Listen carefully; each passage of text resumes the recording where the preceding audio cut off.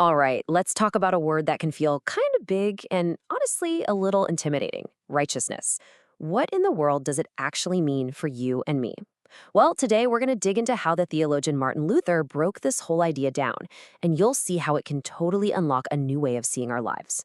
Because at the end of the day, when we talk about righteousness, we're really just asking a question that I think bounces around in the back of all of our heads, right? Am I good enough? Good enough at work, in our relationships, for God?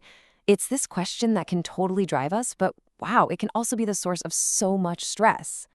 And that's where we get stuck in this dilemma. We're caught in this constant push and pull between our need to be good, to feel secure in who we are, and this never-ending pressure to do good, to perform, to achieve, to somehow prove we measure up. This is the exact conflict that Luther was so determined to figure out. So, to solve this thing, Luther basically split the problem in two. First, he looked at how we stand before God. And his answer? It was absolutely radical. He said it's not some task you have to complete, but a gift you just receive.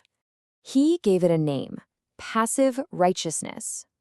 Now, the key word here is passive. It means you don't do anything to get it, you don't earn it, you can't build it. It's just given to you. This becomes your core identity, Coram Deo. That's a Latin phrase that just means in the presence of God. This is God's final, settled answer to that nagging question: am I good enough? So here's what that means, and it's a big deal. Our standing with God is based completely on something that has nothing to do with us. This quote says we have to take a risk: the risk of throwing out our own resume, all our accomplishments and failures, and just trusting that Christ's perfect record is all we need. In fact, Luther even called it an alien righteousness. And no, he didn't mean from another planet. He just meant it's foreign to us. It's not something that comes naturally to our human nature. It's imported, a pure gift from Jesus that becomes ours just by trusting him. But how? How does that even work? How does this perfect outside righteousness actually become ours? Well, Luther used this really beautiful and powerful picture to explain it. He called it the joyous exchange. I mean, just look at this. It's the greatest trade deal in the history of the universe. We hand over all of our junk, our sin, our death, our curse, and in return, Christ gives us all of his treasure, his righteousness, his life, his blessing. It's an incredible swap. And this is where it gets super practical. Luther's basically saying that when we're tempted, when we feel like a failure, we should literally, in our minds and hearts, make this trade. We hand over all that heavy stuff to Christ, and we actively reach out and take his good stuff in return. Okay, so if our relationship with God is a settled gift, does that mean we just sit back and do nothing? Not at all. This is where this second kind of righteousness comes into play, the one that has to do with our actual lives, right here, right now. And Luther called this active righteousness. This is all the stuff we actually do: our good works, being a good citizen, helping people out. But notice where it's aimed: coram mundo, or before the world. Its goal isn't to impress God, remember, that's already taken care of. Its only goal is to serve the person next to you.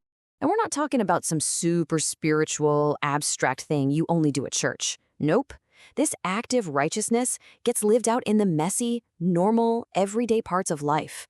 In our families, at our jobs, in our communities. These are the very places God has called us to show up and serve. I love this image because it shows us exactly what this is all about. Our good works have a direction, and it's not upward, trying to climb some ladder to impress God. It's outward, toward the real, messy, tangible needs of the people right in front of us. So this is where it all clicks together. That first kind of righteousness, the gift, it doesn't get rid of the second one. Actually, it fuels it. It sets us free for it. Okay, think of it like this. Your citizenship in a country, it's a status, right? It's just who you are. You don't wake up every morning having to re-earn it. But because you're a citizen, you do certain things, like voting or serving your community. The status comes first, and the actions naturally flow from it. It's the exact same idea here. And here's the real game changer.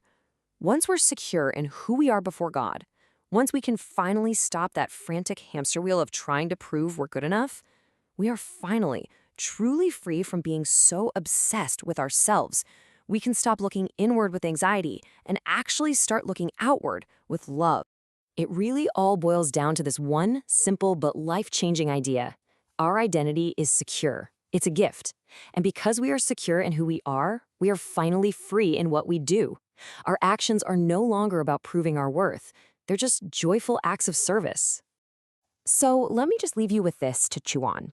Seriously, what would change for you at your job, at home, even in the quiet of your own heart, if you really truly believed that your worth wasn't riding on your daily performance, but was totally secure because of a promise?